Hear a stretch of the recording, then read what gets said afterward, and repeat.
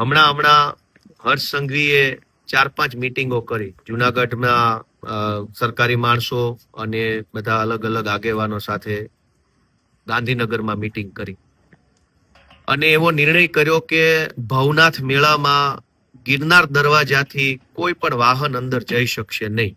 અને એટલે આ આખું જે ભવનાથનો મેળો છે એનું આધ્યાત્મિક મહત્વ ઓછું થઈ જાય એવા પ્રયત્નો ભાજપની સરકારે કર્યા છે.